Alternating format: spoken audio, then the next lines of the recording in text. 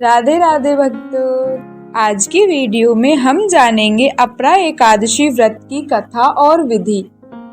वैसे तो सभी एकादशियों व्रतों का अपना एक विशेष महत्व होता है, परंतु अपरा एकादशी विशेष है।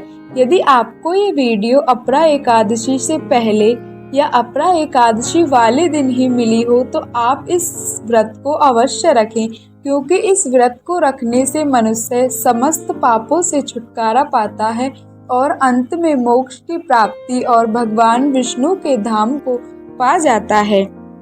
इसलिए वीडियो के अंत तक बने रहें। तो चलिए प्रारंभ करते हैं। हिंदू धर्म में एकादशी के व्रत भगवान विष्णु की आराधना के लिए अत्यंत महत्वपूर्ण माने जाते हैं। इनमें जेठ मास के कृष्ण पक्ष की एकादशी को अपरा एकादशी या अचला एकादशी कहा जाता है। इस व्रत का अपार पुण्य प्रदान करने वाला माना जाता है। पौराणिक कथाओं के अनुसार पांडवों ने भी इस व्रत का पालन किया था। भगवान श्री कृष्ण ने स्वयं युधिष्ठिर को इस एकादशी का महत्व और कथा सुनाई, जिससे पांडवों को धर्म युद्ध में विजय प्राप्त हुई। यह व्रत पापों के नाश और मोक्ष की प्राप्ति का सीधा साधन है। आइए जानते हैं इसकी पौराणिक कथा और महत्व। अपरा एकादशी जेठ मास के कृष्ण पक्ष की एकादशी तिथि को मनाई जाती है। अपरा का अर्थ है अपार या असीम। इस दिन किए गए व्रत, दान और पूजा का फल अनंत गुना बढ़ जाता है।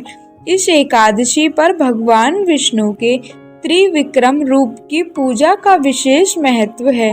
पद्म पुराण में वर्णित कथा के अनुसार भगवान श्री कृष्ण ने द्वापर युग में पांडवों के बड़े भाई युधिष्ठिर को इस व्रत का महात्म्य बताया। महाभारत काल में पांडव वनवास और अज्ञातवास के दौरान धर्म की रक्षा के लिए ऐसे व्रतों का पालन किया करते थे। एक बार युधिष्ठिर ने भगवान श्री कृष्ण से पूछा कि हे जनार्दन, जेठ मास के कृष्ण पक्ष में आने वाली एकादशी का क्या नाम है और इसका क्या महत्व है? कृपया मुझे विस्तार से बताइए। तब भगवान श्री कृष्ण ने कहा, हे राजन, तुमने संपूर्ण लोकों के हित के लिए उत्तम प्रश्न किया है। इस एकादशी का नाम अपरा है। यह बहुत पुण्य प्रदान करने वाली है। यह अचला एकादशी के नाम से भी जानी जाती है, क्योंकि यह अपार धन और पुण्य देने वाली है। जो मनुष्य इस व्रत को करते हैं वे संसार में प्रसिद्धि को पा जाते हैं।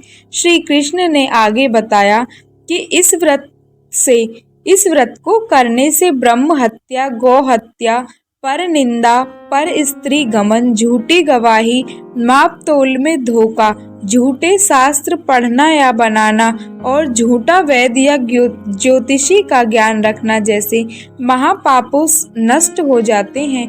क्षत्रिय यदि युद्ध से भागता है तो वह नरकगामी होता है, लेकिन अपरा एकादशी का व्रत करने से वह स्वर्ग प्राप्त करता है। इस व्रत का पुण्य प्रयाग स्नान, काशी शिवरात्रि व्रत, गया पिंडदान, गोदावरी स्नान, केदार बद्री दर्शन, कुरुक्षेत्र स्नान या स्वर्ण दान के समान है। अपरा एकादशी का व्रत पाप रूपी वृक्ष को काटने वाली कुल्हाड़ी और पाप रूपी ईंधन को जलाने वाली अग्नि तथा पाप रूपी अंधकार को मिटाने वाला सूर्य है। राजा महिध्वज की कथा। भगवान श्री कृष्ण ने युधिष्ठिर को एक मुख्य कथा सुनाई। प्राचीन काल में महिष्मती नगरी में महिध्वज नामक एक धर्मात्मा राजा राज्य करता था। वह सत्यवादी, न्यायप्रिय और प्रजावत्सल था। वहीं उसका छोटा भाई वज्रध्वज का स्वभाव ठीक उल्टा था। वह क्रूर, अधर्मी और ईर्ष्यालु था। वज्रध्वज अपने भाई की लोकप्रियता सहन नहीं कर पाता था।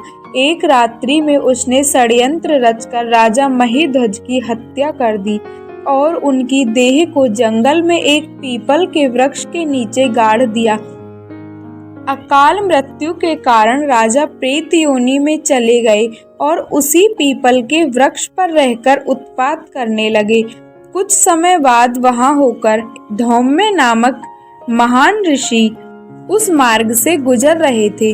उन्होंने अपने तपोबल से प्रेत को देखा और उसके अतीत को जान लिया। ऋषि ने प्रेत को पीपल से उतारा और परलोक विद्या का उपदेश दिया। प्रेत ने ऋषि से अपनी मुक्ति का उपाय पूछा तो दयालु धौम्य ऋषि ने स्वयं जेठ कृष्ण पक्ष की अपरा एकादशी का व्रत रखा और उस व्रत के पुण्य को उन्होंने प्रेत को अर्पित कर दिया। इस पुण्य के प्रभाव से राजा महीध्वज की प्रेत योनि से मुक्ति हो गई। उन्होंने दिव्य देह धारण की और पुष्पक विमान में बैठकर स्वर्गलोक को प्रस्थान किया। जाते जाते उन्होंने धौम्य ऋषि का धन्यवाद दिया। भगवान श्री कृष्ण द्वारा यह कथा सुनने के बाद पांडवों ने अपरा एकादशी का व्रत रखा। महाभारत युद्ध से पूर्व और वनवास काल में ऐसे व्रतों ने उन्हें मानसिक शक्ति और धर्म के प्रति दृढ़ता प्रदान की। पौराणिक मान्यताओं के अनुसार इस व्रत के प्रभाव से पांडवों को महाभारत के युद्ध में विजय प्राप्त हुई। युधिष्ठिर, भीम, अर्जुन, नकुल और सहदेव सहित द्रौपदी भी एकादशी व्रतों का पालन करते थे। आइए अब जानते हैं अपरा एकादशी की पूजा विधि। इस दिन प्रातः काल उठकर प्रथम स्नान करने के बाद भगवान विष्णु की त्रिविक्रम रूप में पूजा करें। व्रत रखने वाले को अनाज छोड़कर फलाहार करना चाहिए। फलाहार में आप साबूदाना, आलू या कूटू का उपयोग कर सकते हैं। शाम को विष्णु सहस्त्र नाम का पाठ करें। भजन, कीर्तन और कथाओं का श्रवण करना चाहिए। द्वादशी को पारण के समय ब्राह्मणों को भोजन कराने के बाद ही स्वयं भोजन ग्रहण करना चाहिए। इस दिन अधिक से अधिक भगवान विष्णु का नाम जप करें और उनका भजन कीर्तन करें।